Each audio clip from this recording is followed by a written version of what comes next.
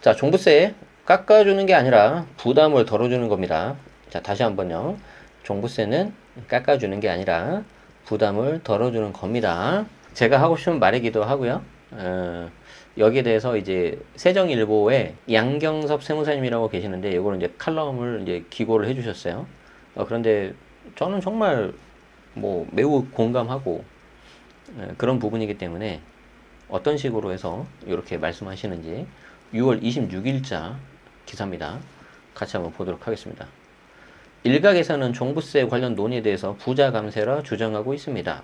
다주택자로 종부세를 내는 사람들은 아시겠지만 현 정부 들어서 많이 줄어들긴 했지만 여전히 종부세 부담이 만만치 않습니다. 제가 몇 달 전에, 한두 달 전에 이제 서초구청에서 강의를 했었는데 아직도 그분이 기억이 납니다. 그래도 많이 줄어서 5천만 원 하시더라고요. 그 전에 1억 내셨대요. 매년. 자, 그래서 전 정부에서는 배우자, 자녀 등에게 주택 증여를 통해 조금이라도 줄여보려고 안간힘을 썼던 것이고, 그분도 똑같았어요.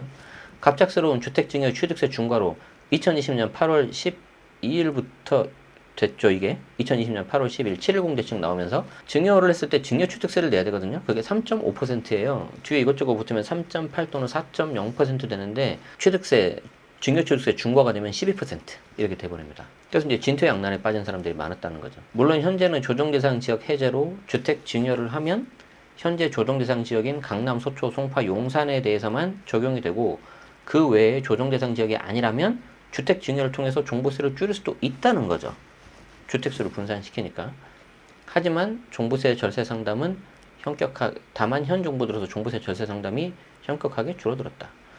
종부세 논의는 세금을 깎아준다는 측면에서 접근할 게 아니라 그대로 눈물을 닦아주고 부담을 덜어주는 측면에서 접근해야 된다. 왜? 전 정부 이전의 종부세는 현재만큼 부과한 게 아니었고, 그러니까 전 정부 이전, 그러니까 문재인 정부 이전, 그전에는 지금까지 부과한 게 아니었고, 현재의 세금은 전 정부, 즉 문재인 정부에서 올린 거잖아요. 그러니까 올려놓은 거는 그전 정부였는데 이걸 내린다고 해서 깎아준다고 말하면 되냐? 아주 저는 이 말이 맞다고 생각합니다. 현 정부는 세율 인하, 공정시장 가액 비율 인하 등을 통해 여러 방면으로 그대로 눈물을 닦아주려 노력하고 있는데 여전히 세부담은 부담스러운 상황이다. 더 정확하게는 세율 인하에 대해서는 이제 법을 고쳐야 되기 때문에 그 전에 이제 야당 민주당하고 합의를 일부 해서 일부 조정이 됐고요. 공정시장 가액 비율은 시행령으로 조정을 하기 때문에 최저 수준이 60%를 지금 하고 있습니다. 최근에 재산세 관련 상담을 했는데 이 세무사님께서 주택을 보유하고 있는 상속인이 아버지로부터 다세대 주택을 상속받게 됐는데 문제가 뭐냐? 일단 주택임대사업자로 등록을 하려니 각종 의무가 많고 의무 임대 기간이 너무 긴 상황이고, 물론 이제 상속 같은 경우에는 좀 특별한 케이스는 있긴 있는데, 그리고 주택임대사업자 등록을 안 하면 재산세와 종부세로 월세 수익을 상당히 바쳐야 되는 상황이라는 거죠. 그러니까 이러지도 못하고 저러지도 못한다는 거죠. 자, 그리고 이걸 다시 팔자고 하니 그런 주택을 다시 살 수도 없어요. 결국은 매각하지 않고 보유를 선택한다면 주임사 등록을 할 수밖에 없는데 엄청나게 복잡하고, 특히 가장 문제되는 것 중에 하나가 이제 보증보험, 그리고 부기등기, 그런 겁니다. 개인적으로는 세제 혜택에 비해서 너무 의무사항이 과도하다라고 저는 이렇게 생각을 해요. 자, 그러면 이제 이 상담을 하시는 분이 제대로 된 결론을 내린 걸 거냐?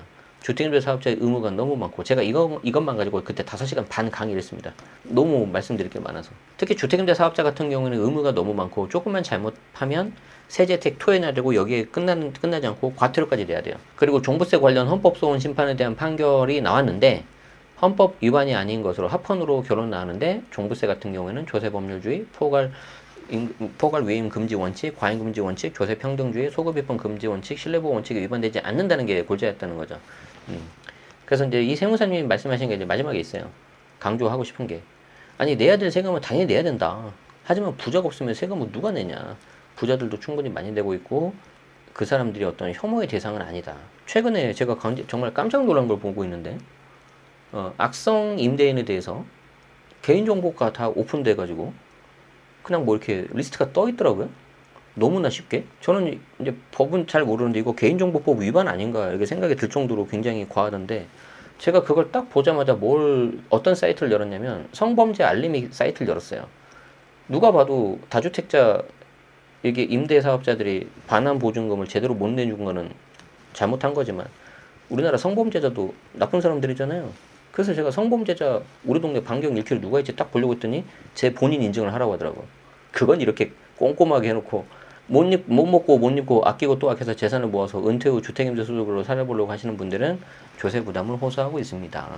그러니까 이제 종부세뿐만 아니라 이 세무사님께서는 특히 이제 주택임대 사업자 주임사 관련된 내용까지 이제 한꺼번에 말씀을 주셨는데 특히 주임사 내용은요. 해보지 않으신 분들은 말 함부로 하시면 안 돼요, 진짜. 저도 현재 주택임대 사업자거든요. 정말 이것만 가지고 제가 몇 시간 떠들 자신 있습니다. 어떤 말씀인지 좀 공감이 되실까요? 종부세를 올려놓은 건 전에 정부였어요. 그걸 좀 이렇게 하려고 하는 거를 깎아달라는 표현은 맞지 않는 것 같아. 저도 동의하고요.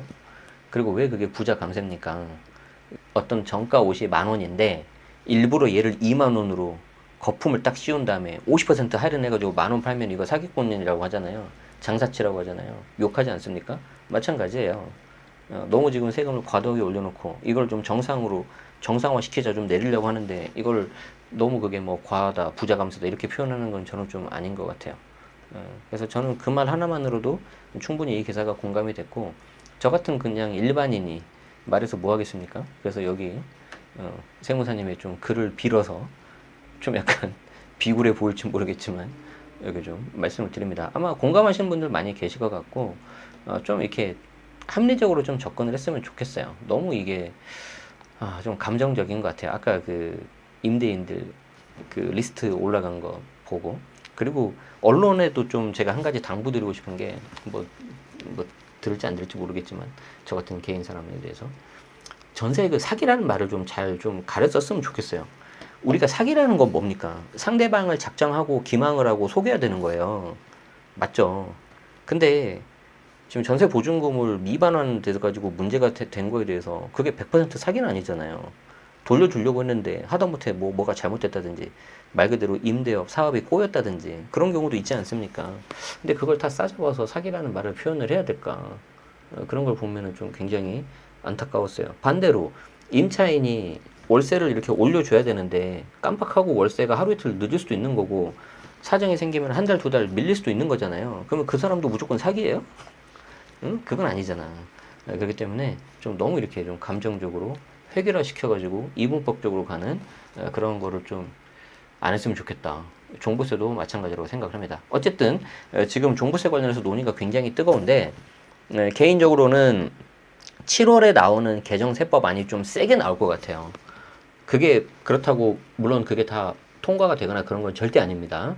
그래서 개정세법 안이 나오면 정부 안이 나오면 제가 최대한 빨리 저희 채널에서 설명을 드리고 좀 이렇게 같이 보는 시간을 가질 테니까 구독하시고 알림 설정하시면 편하게 받아보실 수 있을 것 같습니다. 자, 그러면 종부세 이야기는 여기까지 하도록 하고요. 다음 시간에 또 뵙도록 하겠습니다. 고맙습니다.